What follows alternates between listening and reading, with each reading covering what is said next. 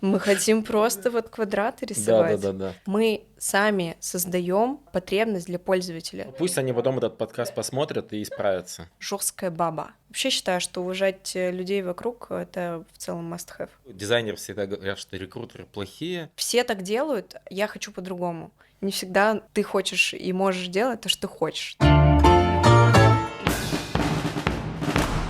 Всем привет! У нас сегодня первый эпизод второго сезона дизайн-подкаста, который мы выпускаем. Меня зовут Саша Устинов. Я фаундер дизайн-агентства и Digital Production Beers Brothers. Мы находимся в Нови Саде, это Сербия.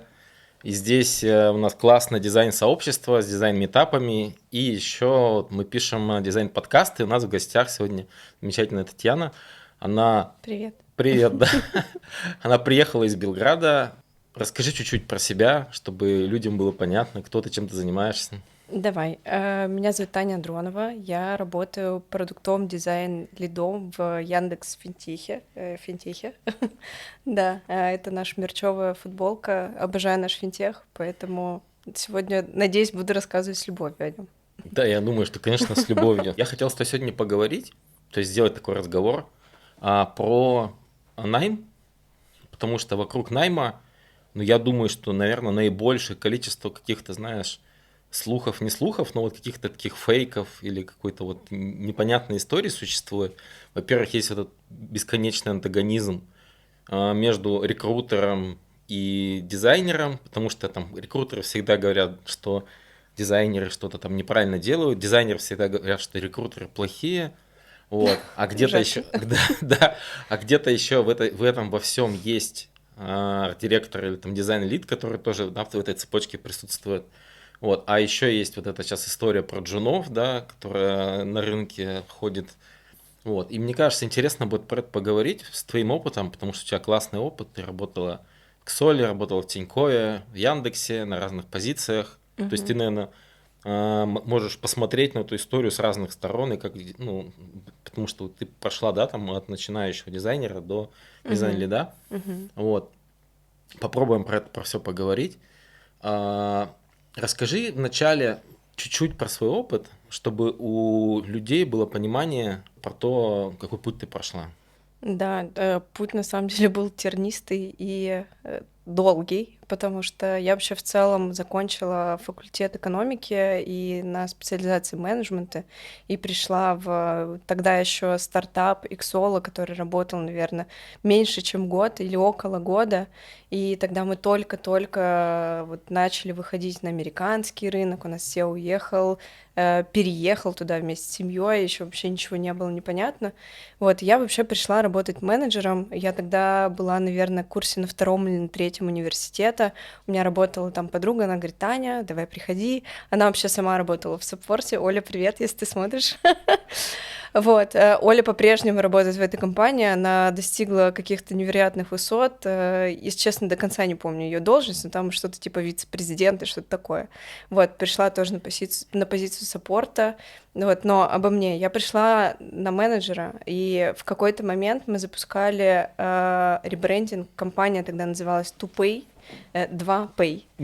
Вот. Возможно, название просто было не совсем удачное. Мы тогда заказали вот ребрендинг у студии Лебедева, нам придумали название, там, это слово «Иксола». Серьезно, это Лебедев сделал? Да, Я да, даже не да, знал об этом. да. Ничего себе, у кого-то. Да, это было в студии Лебедев сделано, вот, и, соответственно, нам нужно было где-то переделать все эти логотипы, все баннеры и так далее, и по счастливой случайности у меня стоял Photoshop на моем iMac'е.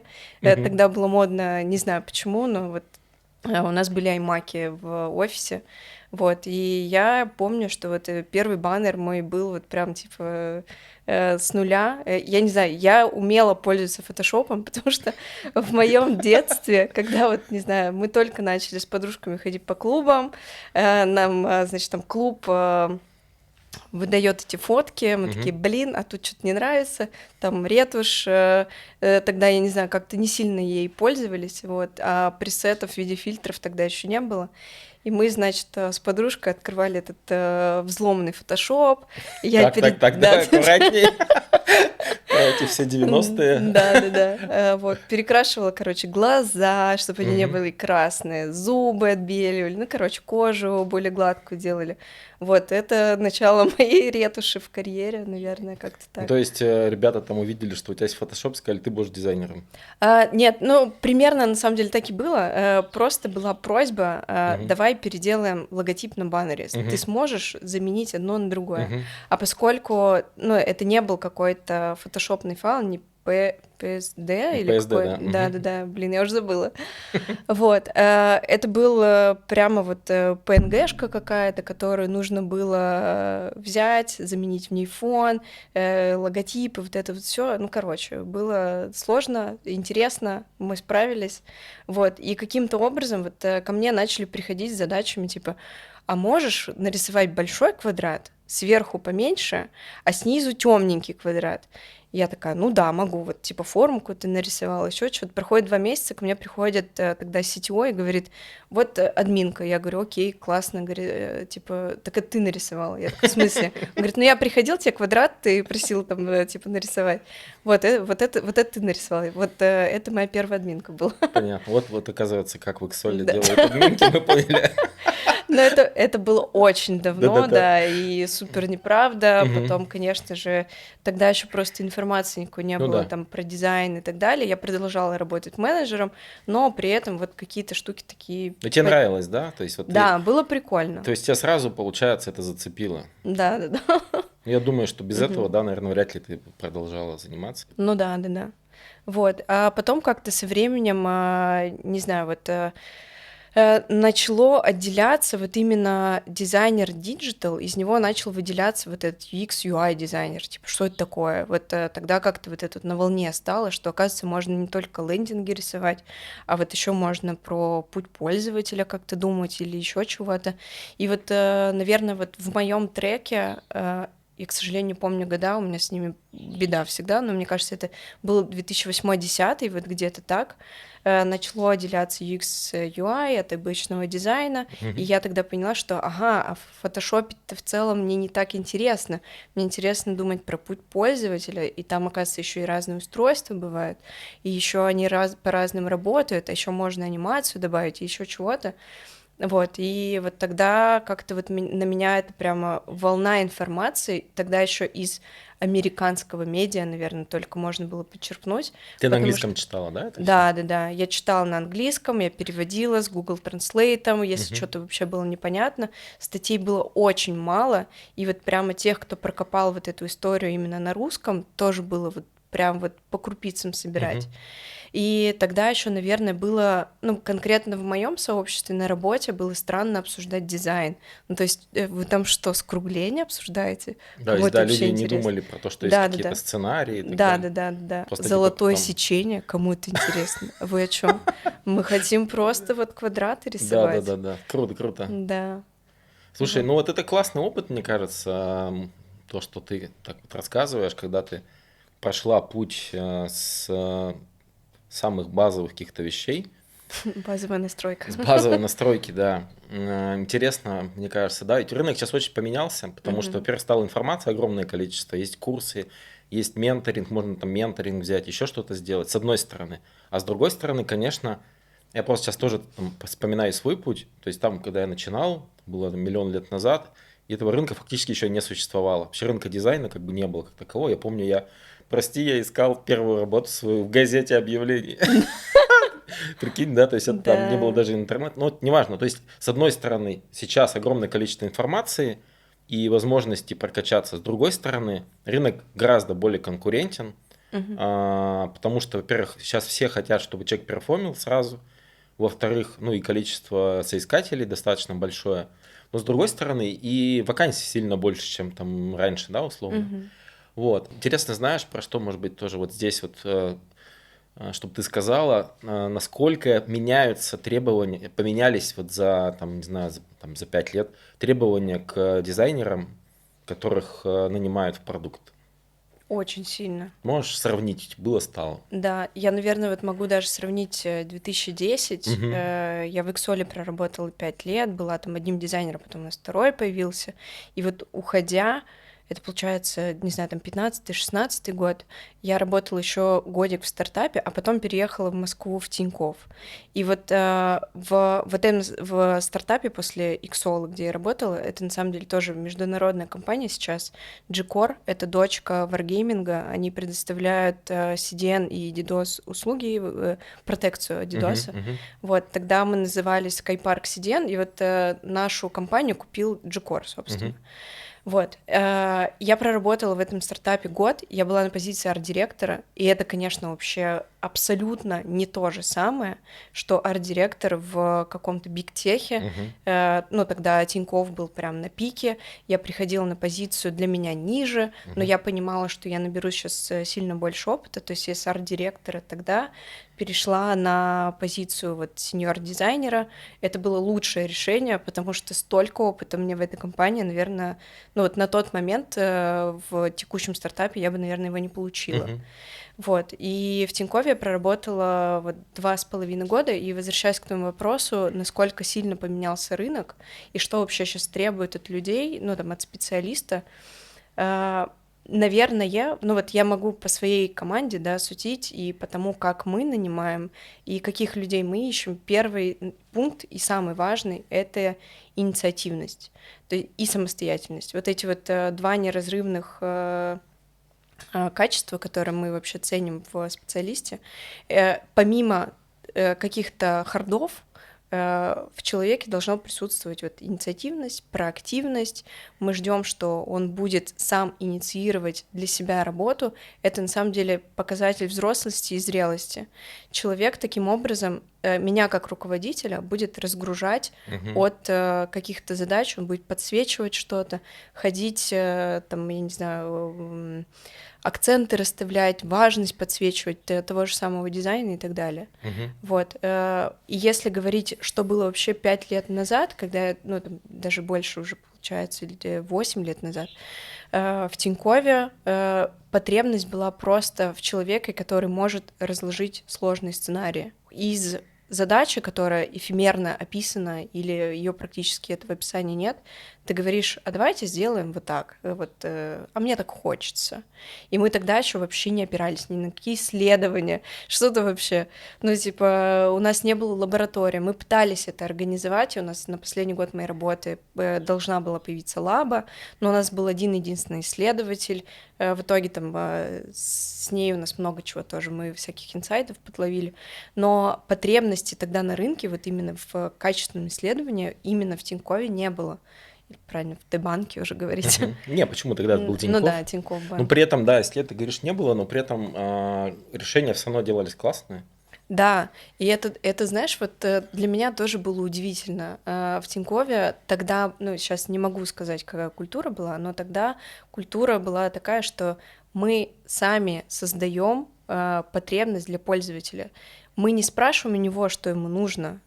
Это вот как, господи, как там у было? Стив Джобса, как у Джобса? Как у Генри Форда, Как у по-моему. Генри Форда. Да, типа спроси у человека, что ему Ему надо, нужна чтобы лошадь. быстрее поехать, да, он скажет 100 лошадей, ой, или что там, Ну, 2. там большая лошадь, неважно, да. Да. А не автомобиль. Да, не автомобиль, да. И вот эта концепция, она там лежала как-то в основе, ну, вот именно в тот момент, когда мы работали.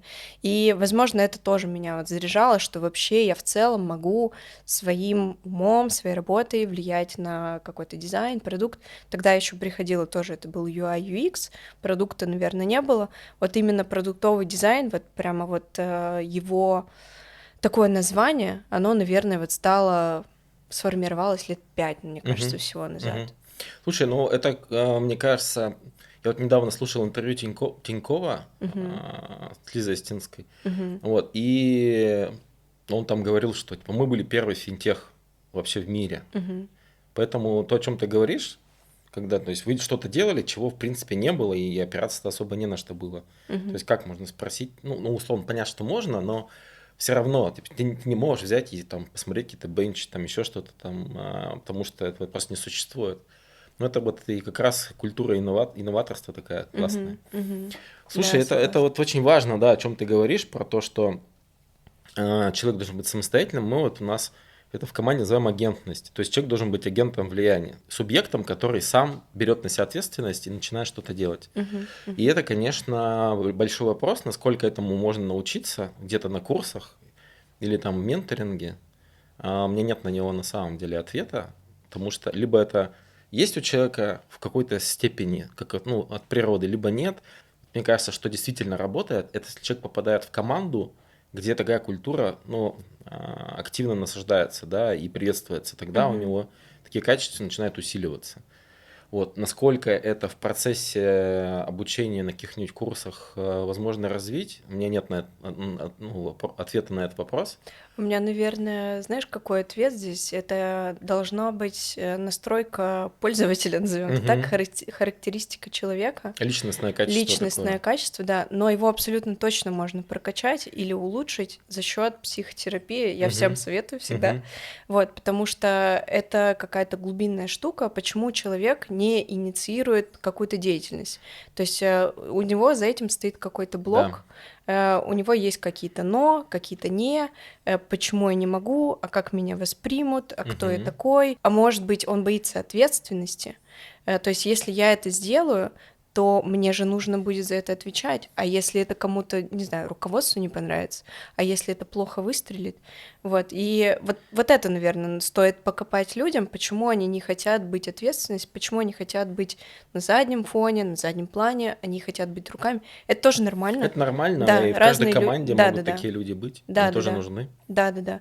Абсолютно нормально. И разные люди, и разные руки, и кто-то действительно не хочет и ходить ни на встречи, ничего защищать, кто-то хочет вот сидеть крафтом руками что-то А вот я делать. же хотел вернуться к вопросу о том, как изменился рынок и требования к дизайнеру. Помнишь, на метапе у нас, ты когда выступала, на пленарке в конце вопрос из зала был, как там что поменялось, и ты, и другие ребята, они говорили, что сейчас продуктовый дизайнер, он становится прям мульти. То есть на него начинают падать задачи, связанные с брендингом, там, с коммуникационными и так далее. Можешь тоже вот про это изменение немножко сказать? Да, там скорее мультидисциплинарное. Это Да. что значит? Что он не только там про UX, он не только про UI, он не только про продукт, а он еще и вширь смотрит. Он смотрит, как у нас, не знаю, там, с точки зрения бизнеса, какую пользу мы приносим, ну, там, помимо денег, каких-то улучшений воронок и так далее, с точки зрения пользователя, что приносим мы пользователю. И вот эта вот комбинация человека, который вот, он и менеджер, он и человек, который руками работает, он и ответственный, он и активный, и вот это вот все вот какой-то, наверное, вот такого человека вижу. Я абсолютно точно уверена, что на рынке сейчас разные люди, и разные есть, и кто только руками готов работать, и они тоже ценятся, и это супер, потому что разные люди нужны, но при этом, если ты хочешь выделиться, не знаю, в твоей группе, в коллективе и получить рост в карьере, абсолютно точно здесь нужно проявлять инициативу и проявляться. Вот. Супер. Как-то так. Мне кажется, мы сейчас хорошо как раз подошли к следующему вопросу, который, вот, думаю, всех волнует, особенно тех, кто сейчас ищет работу или хочет сменить работу. Как, если ты говоришь как дизайн-лид, что вот самое главное качество – это вот агентность, это самостоятельность. А как можно это свое качество продемонстрировать, например, не знаю, там, в портфолио, да, или как можно его продемонстрировать на собеседовании, или как его можно продемонстрировать нам в первую и вторую неделю работы. Вот давай об этом поговорим. Да. Что ты посоветуешь, может быть, ребятам? В портфолио на самом деле нужно не стесняться, говорить о себе, заявлять. Очень часто ребята приходят уже вот после этапа отсмотра портфолио на собеседование, говорят мы. Я понимаю, что здесь группа команды работала, а потом ты спрашиваешь, а кто мы? Кто-то еще был из дизайна, кто вот эту проблему подсветил? Он говорит, ну, это я.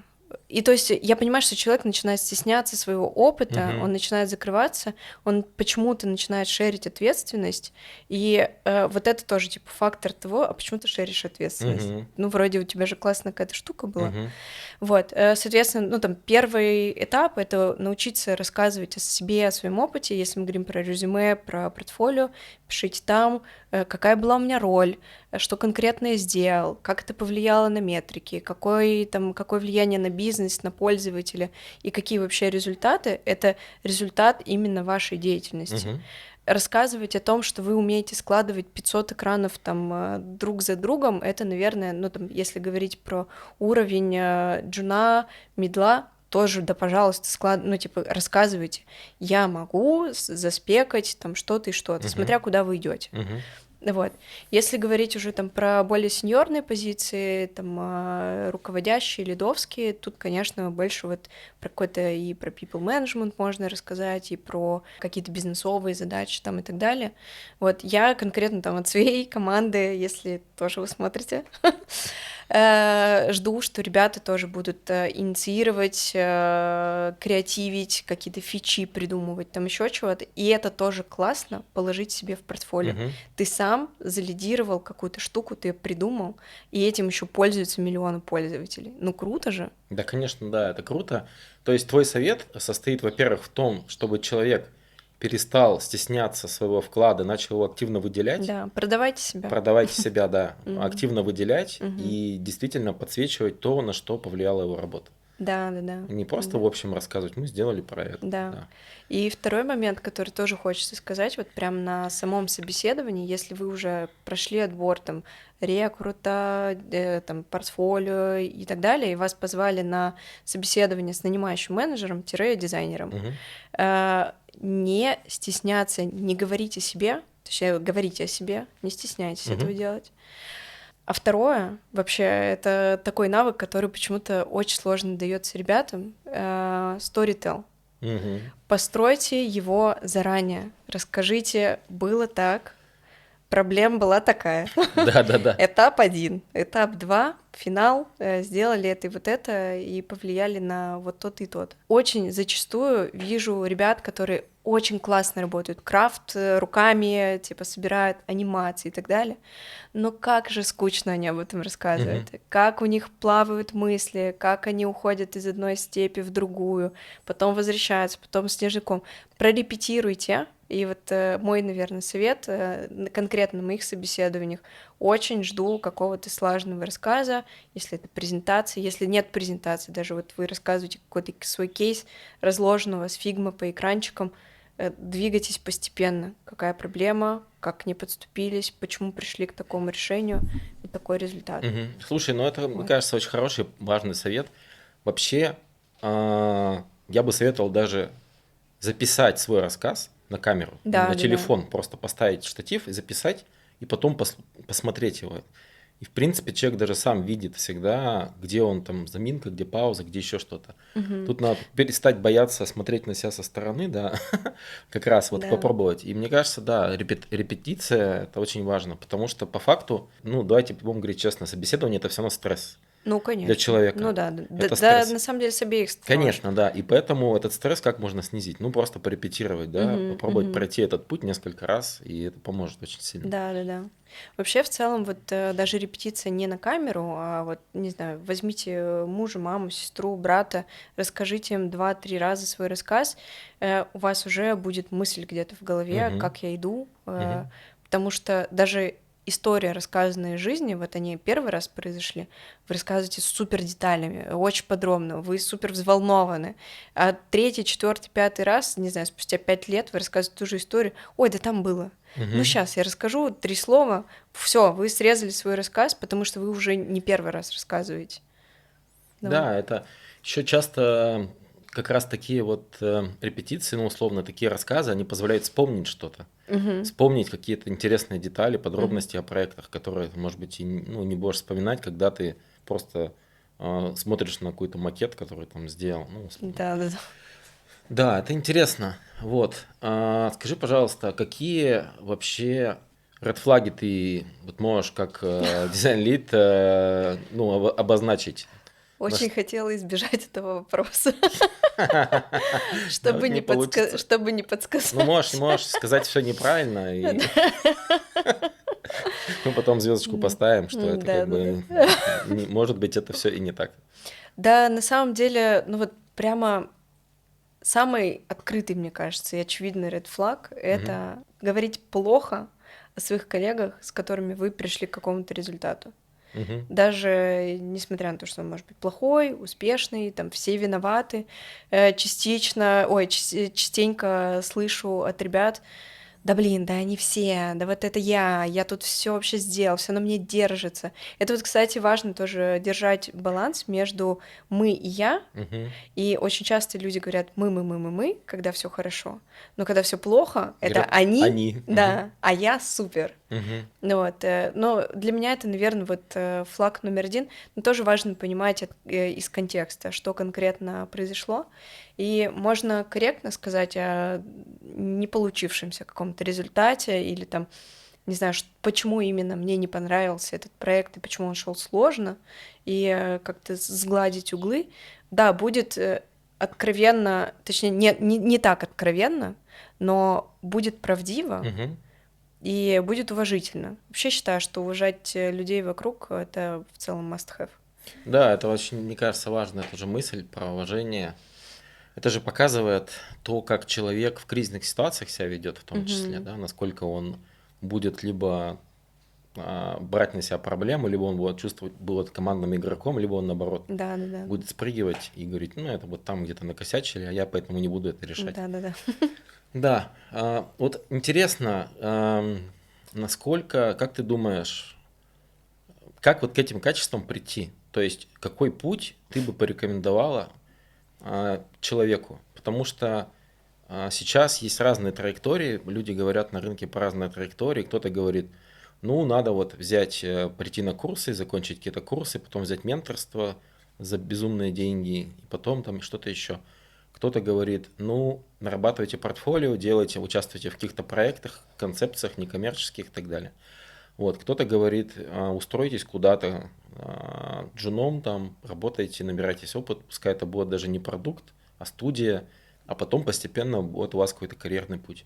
Вот что бы ты здесь посоветовал и вообще какой карьерный путь, как ты думаешь, для человека, который действительно хочет быть глубоко и хорошо разбираться в профессии, Мгм. а, ты вот с точки зрения своего опыта могла бы посоветовать? Я на самом деле, ну, не хочется советовать один единственный трек, потому Мгм. что хочется посоветовать, чтобы человек вообще определил цель своей карьеры, ну, то есть куда он хочет пойти. Не всем продукт подходит, не всем нравится работать в студии, не всем нравится работать, не знаю, там, ходить, В найме, да, например. в найме, да, кто-то любит фриланс. Ну, то есть Мгм. здесь важно определить, а что для меня важно, как для человека, который вот, это же моя жизнь. Все так делают, я хочу по-другому.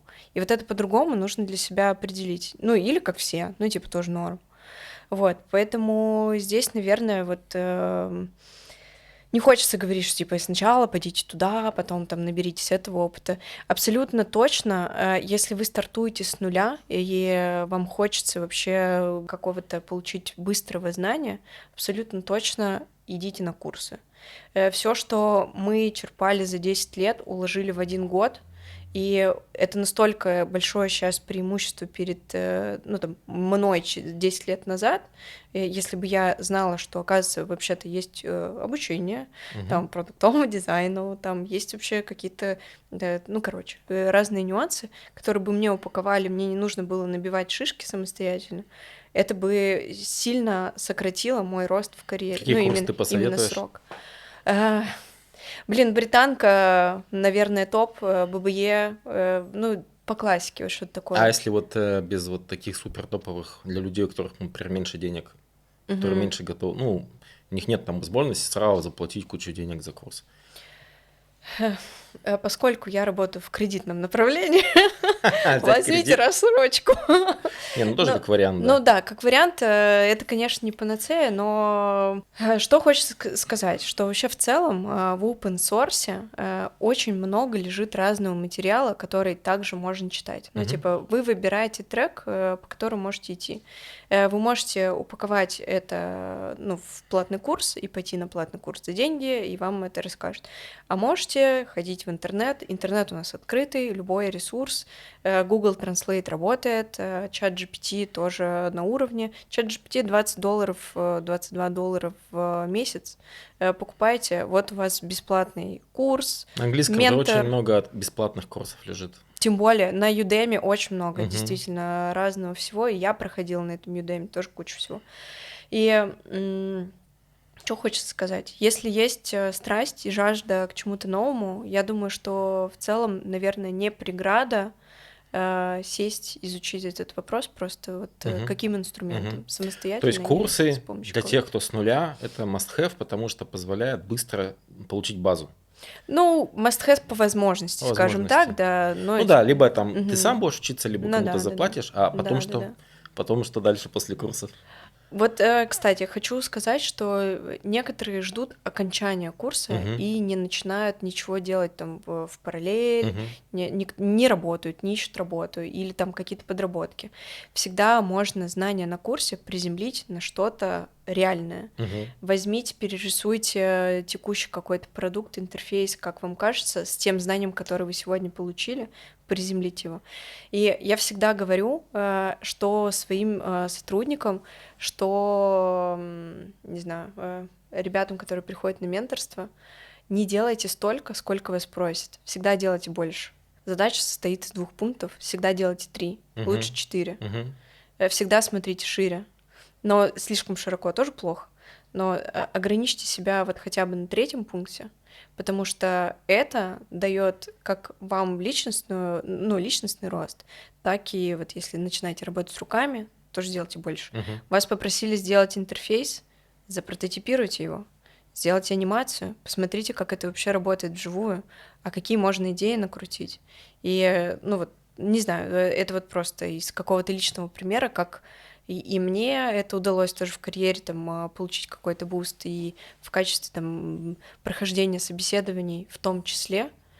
Ну вот, всегда Всегда нужно. делать больше, это вообще Мгм. очень классный совет. И, кстати, ты сейчас вот сказала про то, что не ждите окончания курса, чтобы что-то начать делать. Ведь эта мысль, она немножко парадоксальная. То есть она же говорит как раз о самостоятельности человека. То есть Мгм. не надо ждать чьего-то разрешения или какой-то там точки, надо начинать сразу Да.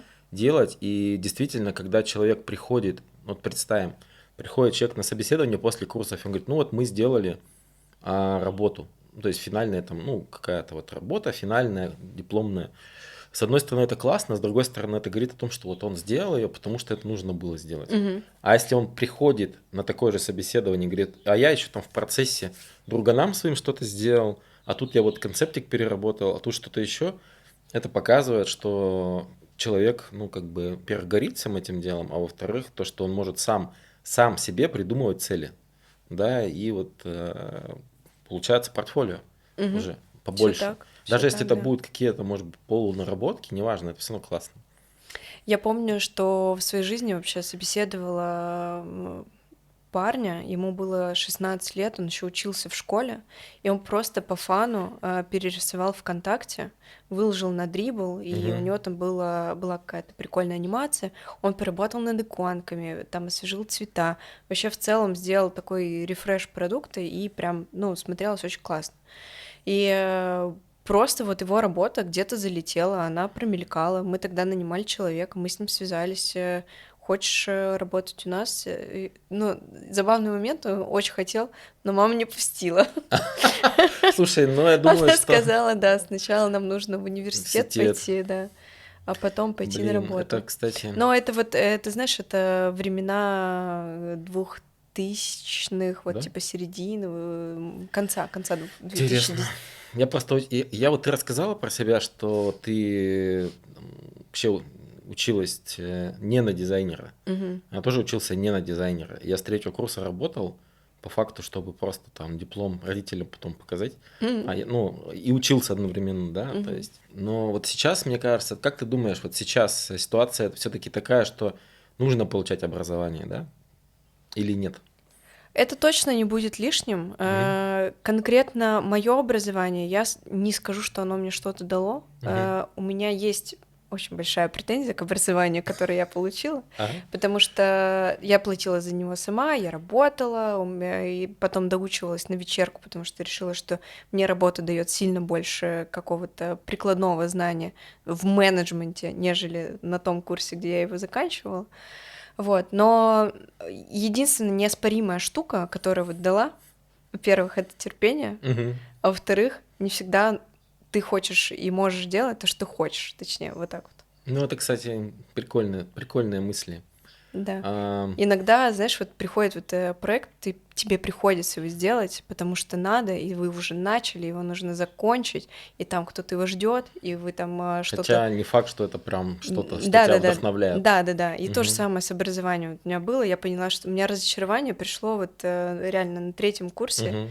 что Когда эх, спецпредметы начинаются всякие, да, ты такой, блин, да-да-да. какая-то фигня, А я не хотел. мы с третьего по пятый курс просто мусолили одну и ту же тему А, с разных сторон. давай я тебе задам вопрос, который, я думаю, постоянно на всех конференциях витает. Почему рекрутеры такие ужасные люди? Почему они никогда там не дают фидбэк, не отвечают на письма или на, там, ну, на Мгм, вакансии, ну, на резюме, которые люди отправляют? Расскажи, пожалуйста, вот этот вот взгляд, точнее, ситуацию на другой стороне. Что происходит? К мгм. чему надо быть готовым? Да, хочется сказать, что те рекрутеры, с которыми я работала, они у нас все супер классные. Правда, Не-не-не, я это никакой понимаю. рекламы, да, правда. Я знаю, что есть вот этот вот гэп между сообщением, потом долго отвечают, потом вы там еще тестовые делаете, и на него не дают обратную связь. Э, Что хочется сказать? Возможно, этот рекрутер работает не только на найм дизайнеров, у него в параллель там идет несколько команд, он действительно загруженный человек, и действительно, к сожалению, проще скопировать просто сообщение, где будет написано, вы соответствуете каким-то там критериям определенным, но недостаточно, и мы решили там двигаться дальше с Мгм. другим кандидатом, Мгм. что тоже может быть правда, потому что, ну вот конкретно я сейчас, у меня в параллель есть там 3-4 кандидата, которых я рассматриваю. Для чего это делается? Всегда не знаешь, не то чтобы он вам подойдет, а может мы ему не подойдем. И даже выкатив оффер, человек может отказаться. И мы продолжаем даже процесс найма при выкачанном оффере. Ну вот, поэтому, ну тут игра, наверное, с двух сторон. Слушай, ну это жизнь такая, мне кажется, Ну, просто, потому что люди, как бы я смотрю на это, ведь вот ты сейчас рассказала, я могу со стороны как бы бизнеса на это посмотреть. мгм, Со стороны бизнеса это часть какой-то компетенции, которая должна быть внутри. То есть и найм это какая-то история с неопределенностью, нужно страховать риски. мгм, Конечно, я буду страховать риски, ну как там нанимающий человек, тем, что я буду там, общаться с несколькими кандидатами, из них кого-то выбирать, кого-то не выбирать. мгм. Вот, это первое. А второе, ну вот по поводу того, что отвечают или не отвечают, ну вот и там я цинично скажу, блин, ну это да, это так, вот такая жизнь, когда там падает рекрутеру 1000 отзывов, Мгм. очень, ну как вот 1000 отзывов упал, представляешь? Ты не будешь с каждым отзывом там что-то там Ну вот да, да, да. прописывать. Это не вопрос неуважения какого-то, не вопрос плохого отношения. Это просто ситуация такая. М, Вот. И мне кажется, я бы что посоветовал ребятам? Я бы посоветовал никогда не принимать это все на личность. Абсолютно То есть точно. это часть пути такая, это часть бизнес-истории, это часть жизни. Никто никогда не будет всегда проявлять к тебе максимальную лояльность или максимальную вежливость. Могут быть разные ситуации. Но если тебе напрямую никто не хамит, если тебе не Мгм. пишут какой-то отвратительный фидбэк, это, то есть это означает просто, что тебе ну, ответили, но это не означает, что к тебе плохо относятся. Не надо как бы путать отсутствие позитивного фидбэка и плохое отношение. Мгм. Я хотела, знаешь, какой пример привести. Я с рекрутером общалась вот как раз на тему, почему не дается развернутый фидбэк. Вот. То есть по хардам еще можно, ну, то есть там выполнил тестовое задание кандидат, и ты ему говоришь, вот, типа, вот здесь и здесь классно, а вот здесь вот немножко недокручено, ждали того-то и того-то, там, тысячи извинений, до Мгм. свидания. Вот. Но что касается софтов, тут, ну, то есть иногда человеку не хватает, например, вот сторителла. То есть мы ожидаем у вас более твердой позиции, там, ла-ла-ла и так далее. И вот рекрут у нас дала такой фидбэк. Она была обложена таким количеством Со стороны кандидата, со конечно. стороны кандидата, да, Ой, мы про это что, сейчас тоже поговорим. что просто с той стороны как будто бы не были тоже готовы, не были готовы к получению этого самого фидбэка. Ты вот очень хорошую мысль сказала по поводу того, что терпение, терпение. Ну, найм в целом с обеих сторон, ну и со стороны кандидата особенно, это выстраивание твоего образа на рынке. Абсолютно. Любая отправка сообщения рекрутеру или там, ну, неважно кому-то, любое твое обращение на вакансию, любое собеседование, любой фидбэк, который ты даешь потом Мгм, в мгм, социальных сетях, мгм. Ой, это или, кошмар. то есть я сейчас, наоборот, не хочу ругать, я просто хочу сказать, как это выглядит и что можно сделать с этим. Негативные, например, комментарии в социальных сетях, то, что меня Мгм, там собеседовали, мне не ответили или еще что-нибудь. Или, например, а мне там попросили сделать бесплатное тестовое, какие они мерзавцы. мгм, Я хочу, чтобы люди попробовали посмотреть на это с другой стороны. То есть на самом деле вы формируете свой персональный бренд, свой образ на рынке. мгм. Потому что этот рекрутер, который тебя смотрел, он, может быть, вспомнит через там вакансия другая, может, откроется через 2 недели Да-да-да. или через месяц, и он про тебя вспомнит. А если ты ему написал какой-нибудь отвратительный фидбэк, Мгм, явно он не будет тебя рассматривать. Это первое. Второе, в социальных сетях, если ты написал что-то, ну, что-то плохое, по факту ты испортил свой имидж, ты его портишь таким образом. Потому что нанимающий человек, особенно там даже не рекрутер, а может быть арт-директор или там кто-то из бизнеса, он не хочет, чтобы у него был скандалист какой-то в команде, скорее всего. Ну, просто потому, что Ну это да, источник да-да. риска. Мгм, И если вот посмотреть в долгую на свою, как бы на свой путь, то по факту любой контакт в процессе найма – это потенциальная возможность увеличить там нетворк свой на самом деле. Потому что, ну не знаю, как у тебя, у меня вот такое было, когда я не брал человека, а потом через месяц или два, например, мне нужно было, я поднимал письмо какое-то, где мы с ним переписывались, мгм, писал, и случался как бы матч, я брал человека на работу. мгм. Ну, потому что мы с ним нормально тогда поговорили Да-да-да. на этапе собеседования и других вещей. Вот. А если бы мы поругались, ну, сама понимаешь. Ну, конечно. Я еще, знаешь, добавлю такую штуку. Не стоит забывать, что вообще HR это у них очень сильно развитая сеть. Они реально как пауки на паутине. И вот где-то там В потянули, хорошем смысле этого слова. и в плохом тоже. В одной компании что-то там происходит. Они уже знают. Мгм. Они точно знают, ну, я не знаю, вот из личного примера тоже общения с рекрутером. Девочка знала за месяц о лей-оффах в другой компании, и она уже писала кандидатам Мгм. тогда, когда еще в компании не было Потому что, да, у них объявлено. своя социальная сеть Да, существует, тайная.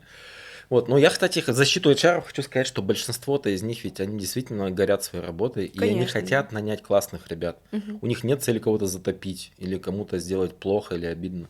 Да, да, да. Просто есть вот какие-то правила на рынке или правила вот эти вот, или ограничения, которые, ну, давят на них, и вынуждены принимать какие-то, ну, ответные действия. Мгм. Мгм. Слушай, интересно, вот ты рассказываешь, и мне кажется, полезно это будет послушать ребятам. Расскажи еще, знаешь, про что? Расскажи, пожалуйста, про выход человека на позицию.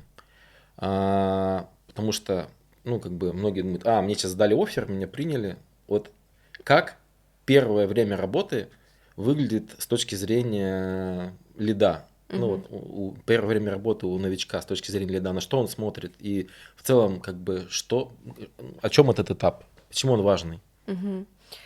Э, Я, наверное, смотрю на скорость погружения именно в специфику продукта. У нас продукт, несмотря на то, что это, не знаю, кредит и рассрочка, казалось бы, вот, но под капотом у нас очень сложный продукт, который нужно для пользователя сделать очень простым. И вот объять необъятное, вот смотришь, за какой период времени вообще человек в это все погрузится. В целом для меня не проблема там несколько раз это все рассказывать, объяснять, там вот это все. Смотрю на как воспринимает фидбэк, потому что одно дело, когда вы общаетесь на собеседовании, обсуждаете, например, тестовое задание, и ты спрашиваешь, почему так, а тебе там отвечают, ты такой накидываешь еще что-то, такой, ну там же собеседование, ладно, не буду спорить, там и так далее. А тут у вас начинается живая работа, Мгм. и человек уже в живой работе может себя по-другому проявлять. И кто-то, может быть, может проявлять себя агрессивно, например, кто-то наоборот такой, да, все круто, я понял, классно, что ты подсветила. Вот. Но это не про подхалимство Возьму себе абсолютно, да. такой прием на вооружение. Да, вот. Это не про подхалимство, это скорее просто про момент притирки. Мы все разные. Да. Ну вот, и нам нужно притереться окончательно, чтобы вот у нас сформировалась какая-то, ну вот, сцепка Мгм. внутри команды. Вот. И я подбираю людей в команду так, чтобы, во-первых, они подходили между собой, чтобы у нас сформировалась какая-то здоровая атмосфера, но при этом здоровая конкуренция. Потому что кто-то умеет больше в крафт, Мгм. кто-то умеет больше в анимацию, кто-то больше, не знаю, там в даже не знаю, в инициировании, чего-то такого. И вот эта комбинация мне дает растрясывать своих же ребят. То есть кто-то видит, что где-то кто-то больше дергает, второй тоже начинает больше дергать. Мгм. Вот, а когда вся команда такая, знаешь, типа спокойная, сладкая, такая, типа, вот они ждут, когда им что-то скажут и принесут. Вот тогда, наверное, вот такой прямо синергии не получается. Блин, ну это классная история. Это рабочие конфликты, они Мгм. нужны. То есть конфликты не в смысле, что друг друга люди кроют матом, Да-да-да. а рабочее напряжение такое. Оно Мгм. позволяет всем расти, как бы конкурировать чуть-чуть между собой. Да-да. Ну и вот и двигаться, да, вперед куда-то развиваться, чтобы динамика была. Это очень важно. Поэтому я с тобой полностью согласен нанимать людей, чтобы они друг друга, может, даже где-то, ну не то, что триггерили, но как-то вот Ну, дополняли, да. дополняли и Да-да. усиливали, это очень важно. Мгм. Окей, вот смотри, человек, например, первую неделю, там, первые 2 недели, не знаю, сколько это там онбординг, он что-то прошел. Понятно, что ты смотришь на то, как он вообще входит в команду, насколько он самостоятельно пытается все разобрать и научиться. И вот я лично, например, в первое время, когда человек входит в команду, я смотрю, а что действительно ему можно поручить. Мгм. Ну, то есть это время, когда вот я и определяю, Да, вы пристреливаетесь друг друга, окончательно, да, да-да-да. какое место он может, ну, в моей голове занять. Мгм. Мгм. И мне кажется, вот об этом важно помнить, да, то, что окончательное решение о роли, о месте, не то, что о роли, а вот о том, как вот тот человек лучше встраивается в процесс, оно принимается, вот, ну, там, уже когда вот он вышел и начинает Мгм. работать. Хорошо, а Да, вот, я бы, знаешь, тут еще что дополнила, что вот как раз в этот момент ты же, ну, то есть человек, который вышел, он же тоже не сидит на месте, да, вот он может ждать, типа, задачи, но таких мы не берем, вот, а он что-то там инициирует, и вот я тоже смотрю, что он инициирует, дизайн-систему посчитать, стили, там, я не знаю, пошел лендинги крутить, там еще чего-то, что выходит за рамки конкретных его задач, но при этом у него там текущие задачи не просаживаются. Вот он их просто, ну, типа, он успевает и то, и это. мгм, Потому что там в силу погружения, ну, чуть подольше дается и так далее, здесь мы просто даем скидку. Ну, а дальше, когда уже человек входит в темп, я понимаю, что вот за то время, что вот он погружался, он где-то что-то проинициирует, как так, вот здесь вот это можно закинуть ему, мгм, а тут вот то, а мгм. тут что-то делегировать. Ну, короче, вот как-то так это Да. в совокупности А работает. скажи еще вот про еще одну точку, мне кажется, важную. Когда вот прошел испытательный срок, Мгм. вот он закончился, прошел там ревью с человеком Мгм. какое-то, работает дальше, что здесь для тебя, как для лида, важно? И какие могут быть из твоего опыта, какие метаморфозы с человеком могут происходить в этот момент? Мгм. Да, не знаю, если честно, в моем опыте не было такого, знаешь, что вот что, типа, пришла отсечка 3 месяца, и Мгм. дальше человек из бабочки превратился, или как из гусеницы в бабочку, и наоборот. Вот, у нас скорее получается, ну, конкретно в моей команде так, что уже спустя месяц я чувствую, вписывается человек или нет. И я из тех людей, кто держит руку на пульсе. Мгм. У меня есть 1-1 еженедельные, и это тот 1-1, где мы вообще обмениваемся, как у нас взаимодействие происходит. То есть это не только про задачи, это может быть там, а где-то кто-то что-то не дотянул, или наоборот перетянул, и там, и вот тут было классно, и здесь я подсвечиваю тоже какие-то, даю фидбэки. Ну, вот поэтому мы калибруемся, можно сказать, каждую неделю по ожиданиям. И я считаю, что не нужно тянуть 3 месяца, чтобы сказать, у тебя там что-то не получилось, и вот здесь тебе нужно подтянуть. Ну, то есть можно это делать, ну вот я конкретно делаю каждую неделю, если меня что-то тревожит, я подсвечиваю, потому что чем раньше ты это подсветишь, тем меньше снежного кома у тебя накопится. Мгм. Вот. Да. Смотри, интересно, я про другое немножко хотел спросить, про Ага. то, что нет ли изменения в психологии у человека, когда он прошел испытательный срок? Ну, типа там расслабляется или еще что-то происходит. Ну, наверное, какой-то есть момент в этом. Я, если честно, ну, по своим ребятам, наверное, могу сказать, что где-то кто-то... Ну, это тоже зависит, знаешь, вот... А что происходит в личной жизни у человека, Мгм. например? Не знаю, как давно он был в отпуске, а сколько задач у него одновременно, а какая задача у него длительно тянется, и, может быть, она у него высасывает что-то, и поэтому у него снизилось количество активностей. Или наоборот, он на подъеме, он, не знаю, отдохнул, вышел из отпуска, сейчас тут все вообще переделаем.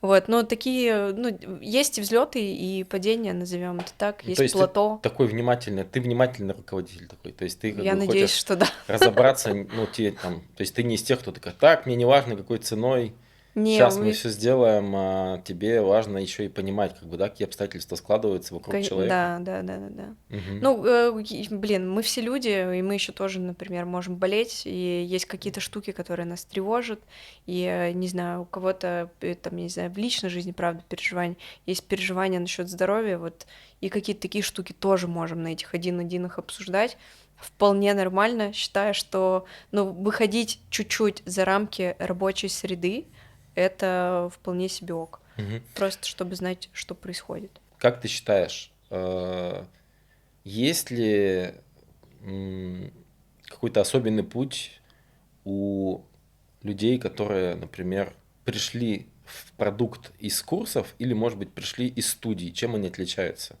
Если честно, наверное, у меня вот прям по кандидатам вот нету четкого разделения. Вот этот человек с курсов приходит в Мгм. продукт, потому что, скорее всего, это просто будет либо джун, либо мидл, Мгм. а у нас сейчас трек именно на сеньористых ребят. Вот поэтому тут не буду врать, какое различие, если честно, не совсем понимаю. Вот, а если вот человек пришел из студии в продукт, здесь абсолютно точно есть разность подходов, есть разность выполнения. В студии абсолютно точно есть момент, нам нужно что-то закрыть, и ты генеришь до какого-то определенного результата, а что он дальше принесет компании, ты не знаешь. И вот эти ребята, которые вот именно из студии, у них есть вот этот вот лаг, когда ты им говоришь, а давай теперь посмотрим, не знаю, проведем UX-тесты, и посмотрим, как будут реагировать пользователи. И тут у человека есть разрыв шаблона. Я же работу свою сделал, и она классная, и она всем понравилась. Почему мне кто-то скажет, что она не классная? Мгм. Это что, мне нужно опять переделывать? Мгм. Вот. Но у таких людей абсолютно точно есть очень классный скилл в генерации абсолютно разных идей из разных сфер, и они не привязываются, ну, если говорить про финтех, они не привязываются к финтеху, они говорят, а вот там вот я еще видел, а еще такой билборд, а еще там, я не знаю, какие-то из физических и, не знаю, предметов пространства что-то они берут и привлекают. Ну, вот, это на самом деле очень талантливые люди, но у них есть вот небольшой лаг именно в приземлении идеи на Ну реальность. да, им надо вот, Да. ну это потому что у них нет такого опыта в Мгм. студии. Но это вот, ну Это я и говорю, да, это, следующий этап развития. да, да, да, это все нарабатывается, и, ну, там по-разному. Кому-то в какой-то команде продуктовой это будет очень важным скиллом, и они возьмут такого человека чисто на креатив, например. Мгм. Сейчас очень модно говорить про господи, как он называется-то, дизайн эмоциональный. Вот, Эмоциональный да, дизайн? эмоциональный дизайн, да, и вот эти люди, они скорее вот как раз закрывают вот это вот окошко эмоциональности, они делают это тот самый вау, за которым уже как присыщенные люди идут в какой-то продукт, и они его выбирают. Мгм. Вот. Понятно. Ну, это интересно, кстати, потому что многие люди боятся идти в продукт или думают, что у нас недостаточно каких-то скиллов. Мгм. Поэтому твой фидбэк, он, думаю, для кого-то будет очень важен и, может, даже кого-то поддержит. А что ты можешь посоветовать девчонкам, которые идут в дизайн? Как их поддержать? Потому что я знаю, что все равно, несмотря на то, что очень много сейчас сделано, и ну не то, что сделано, вообще культура поменялась, есть все равно какой-то вот многих такой сдерживающий фактор, наверное, внутри головы, что ну я вот там не смогу вырасти куда-то выше, или там я не смогу взять на себя дополнительную ответственность. Мгм. Что ты посоветуешь? Скажу так, что в моей команде там финтех продуктового дизайна нас сейчас 20 человек, и где-то, мне кажется, 80 это девочки. Мгм. А если говорить... Процентов 80. Да, Мгм. не людей, да, 80%. А лидов у нас сейчас 4, и ровно 50 на 50. 2 мальчика, 2 девочки.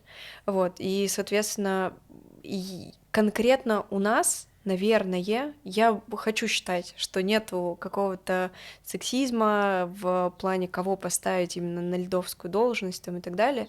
У нас абсолютно точно смотрят, как ты вообще в целом можешь негашировать с другими руководителями, с менеджментом, как ты выполняешь задачи, а насколько они четкие, насколько они вовремя, а насколько они там, не знаю, креативные, классные и вот это вот все, насколько ты можешь вообще залидировать что-то, даже не относящееся к твоей части, и привлечь людей, и это принесет какой-то вот бенефит именно на всю команду. Мгм.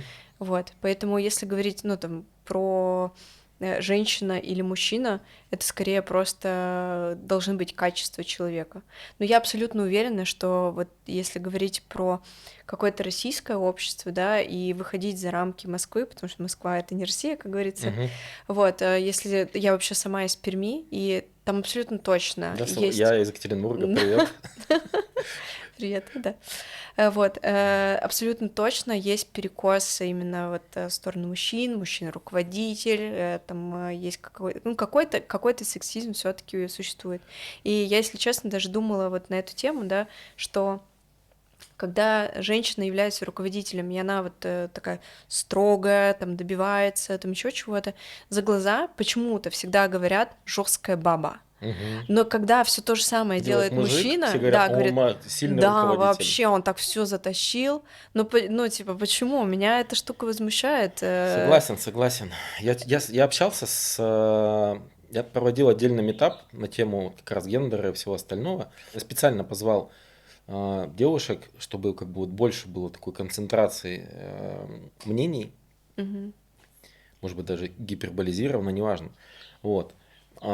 Есть такая история, да, почему-то, если женщина, руководитель начинает требовать и даже где-то жестко это делать, начинают говорить, какая-то стерва, в общем, типа такое. Серьезно, серьезно. Вот, а типа если мальчик, ну типа, о, молодец. Ну, это, мне кажется, какой-то, ну, идет со школы, с детства, еще с чего-то. Еще есть, в Мгм. общем, куда развиваться обществу.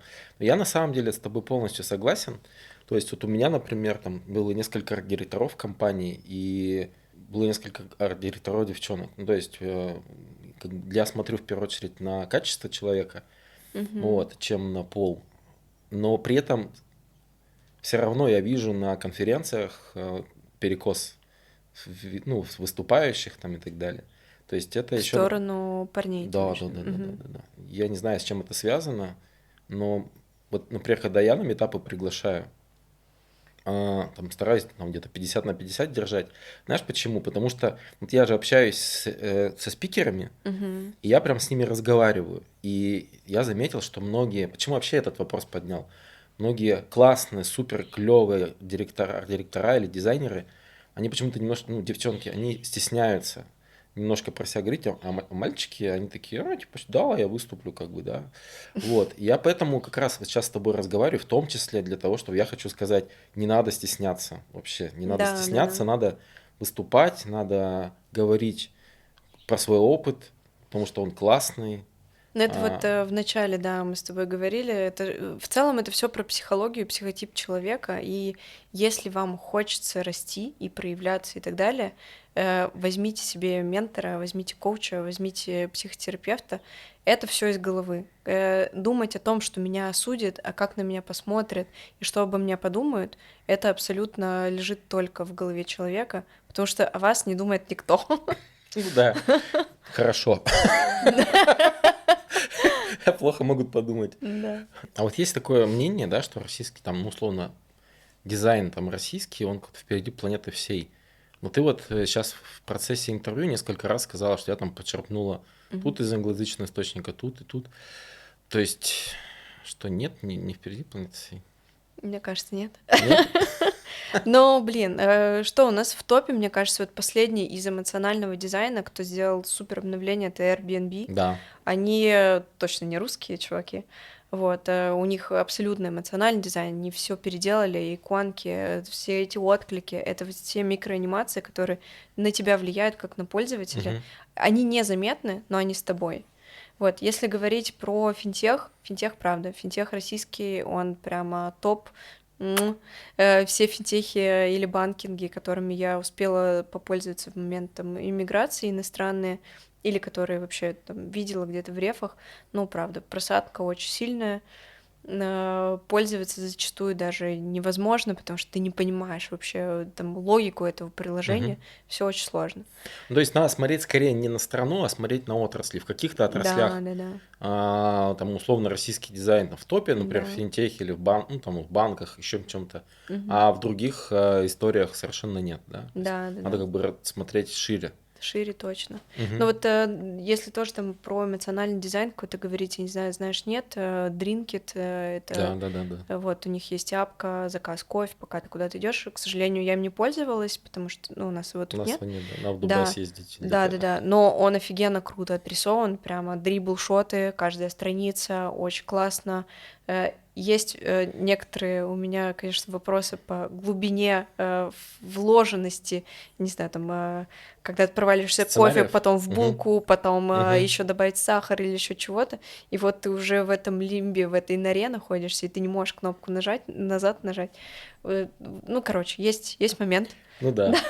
но Ну красивый, пусть они потом правда. этот подкаст Да, посмотрят и исправятся. да, красивый, правда. Слушай, скажи еще, интересно, давай немножко про будущее поговорим. Мгм. А, Куда все движется с твоей точки зрения и вообще дизайнеру, какое место дизайнеру останется в профессии? Потому что сейчас есть AI, сейчас Мгм. есть история о том, что все ждут, ну там, что сменятся форматы пользования устройствами, голосовые интерфейсы, там еще что-нибудь, вообще там, ну, там Мгм. изменятся там способы поиска информации, потому что, да, там сейчас ну, там ты Ну ищешь да, уже да, не да. через Google, там еще через что-то и так далее, и так далее, и так далее. Вот, кто-то говорит о том, что вообще все интерфейсы сайтов уже не будут нужны, потому что человек будет вбивать просто в свой там я агент какой-то Мгм. запрос, и ему Да, да, будет да. вываливаться какой-то там placeholder, не Выборка. знаю, еще что-нибудь. Вот. А как ты на это смотришь? И, может быть, ты думал об этом, или вы обсуждали с ребятами, может, ты Мгм. что-то где-то слышала? Что будет дальше? Мгм. Что будет дальше, я не знаю. Да, Ну, есть, предположим. да, есть предположение. Ну, все, что ты перечислил, вот эти вот AI-штуки, инструменты и так далее, они уже все уже интегрированы в нашу жизнь. Там, я активно пользуюсь тоже там чатом GPT, есть все эти нейросети, которые помогают тебе, не знаю, хочешь составить план диет, пожалуйста, хочешь там, ну, короче, это просто твой личный ассистент в кармане. Это очень круто. Что касается дизайна, здесь просто нужно понимать, что вы можете быть даже оператором, давайте грубо назовем, все дизайнеры — это операторы фигмы сейчас. Мгм. А дальше вы будете операторами нейросети, которая, не знаю, вы генерите промпт, или вы что-то пишете, она выдает, вы ее настраиваете, вы настраиваете ее решение, которое бы вам выдавал. По сути, фигма — это тоже некая настройка, только вы это делаете там мышкой, руками и так далее. Вот я верю все-таки в то, что мы станем какими-то... Это возможно сейчас, там, в ближайшие 5 лет, Хотя буст, если Ну, честно, буст чата вообще GPT очень, фантастический. да, очень крутой. Ну, давай говорить, не знаю, 2 года. Вот в Мгм. ближайшие 2 года, наверное, мы по-прежнему будем там оператором Фигмы, Мгм. и где-то у нас будет AI-ассистент, ну вот, который будет там что-то помогать, что-то делать. Вот, соответственно, наверное, как-то просто он должен плавно войти в эту работу. Игнорировать его точно не стоит. Все AI-тулзы, которые сейчас входят, они говорят, мы за секунду вам построим сайт, вы только напишите, что там надо. И есть там какие-то крутые примеры. Сейчас пока это работает, ну, сыровато, Сыровато, да. да. Но мне кажется, это вопрос времени. Ну, потому что вот Конечно. чат GPT, господи, который в Дискорде работал, как его зовут-то? Тоже. Midjourney ты имеешь Да, в виду? Midjourney, да. Тоже, ну, типа, Ну, там Midjourney. прогресс был фантастический, да, Да, там были какие-то да, каракули, а сейчас... да. Но в самом начале вот ты его тоже там настраиваешь, он такой неповоротливый, там как-то все как-то очень сложно, а потом просто какой-то дикий буст. Потом все такие, ой, блин, а как промпты писать? Появились вот эти вот профессии, научу вас писать промпт. Мгм. Вот. Здесь просто нужно, говорю, делать чуть больше, чем ваша профессия. Чуть больше интересоваться, чуть больше выходить за рамки своих обязанностей. Это вам просто, ну, точно поможет. И если не поможет в моменте, поможет в будущем. А вы уже будете на коне. Интересно, а джунам что делать, которых сейчас лишают работу AI? Ну, я не считаю, что их лишают, все равно есть какой-то запрос. Просто джуну нужно уже сильно больше, наверное, уметь, чем тому джуну, с которого я начинала. Нарисовать квадрат побольше, поменьше и тут снизу. В общем, ну, джуну приходится не просто тогда сейчас. Ну, сильно сложнее, Сильно точно. сложнее. Но повторимся, что у него сильно больше укомплектованной информации, Да, которая с которой не ним, было раньше. да, которая с ним существует. Ну, в общем, джунам пожелаем не сдаваться, потому что главное это все-таки, как то, что ты сказала, да, это как раз самостоятельность, готовность брать на себя ответственность, готовность что-то делать. Это явно то, что нейросеть пока не заменяет. Надо вот эту историю все прокачивать, делать много проектов, нарабатывать портфолио, нарабатывать какие-то кейсы и потом уже приходить.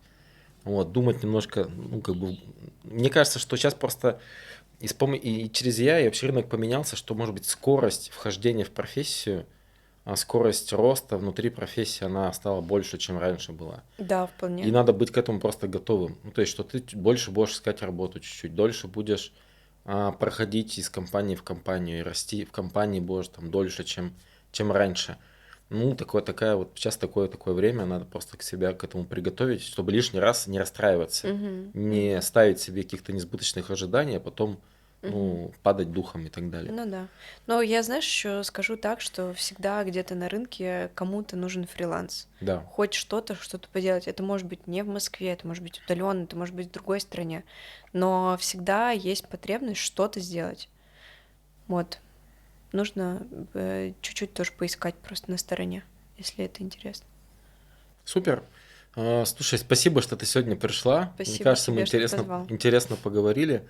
Я рад был снова тебя видеть. У тебя было супер выступление на Спасибо. метапе. И надеемся, что мы еще увидимся. Да, да, да. Вот. Все советы, которые ты сегодня дала, там, и люди смогут их посмотреть. Вот здорово.